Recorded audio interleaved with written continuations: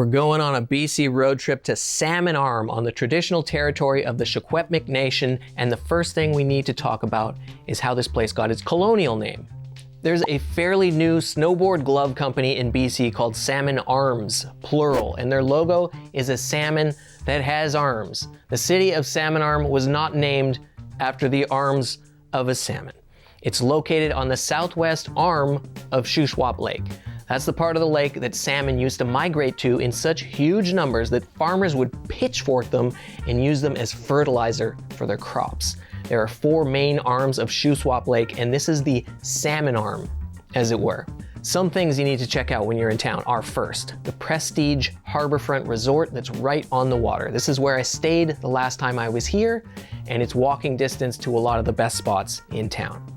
Not least of all, the best Mexican restaurant in the area, Cantina Vallarta. I was only in Salmon Arm for a few days, but I went to this place a few times. It's authentic, they have great pina coladas, and it's run by a super nice family. And speaking of drinks, there are a couple of cideries in town, and one of them has frozen cider. Not quite frozen. I mean, they have a slushy machine that they put alcoholic cider in for an adult slushy. It's called North Yard Cider, and the owner reached out to me recently and told me that they're actually expanding the offering of the slushies. You should go there in the summer and check it out.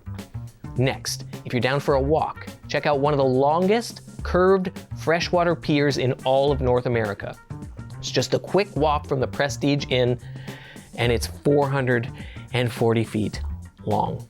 The original one was built here because of the mud flats at this part of the lake. The salmon arm of the lake, steamships kept getting stuck in them like 100 years ago. So they built a super long wharf. And one thing to look out for when you're on this super long wharf is the monster of Shuswap Lake. You probably never even heard of it, but it's much like the Ogopogo in this area, except it hasn't really caught on. And its name is Shuswagi.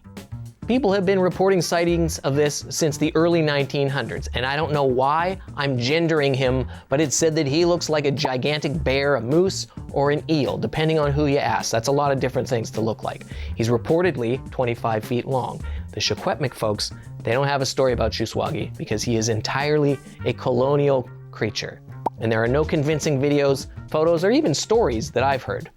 But it could be out there. Maybe I just need to spend some more time looking for him and finding people who claim to have seen him. I'll go back to Salmon Arm and revisit this one next season. You should go too. You might see Shuswagi. Probably not, but you might.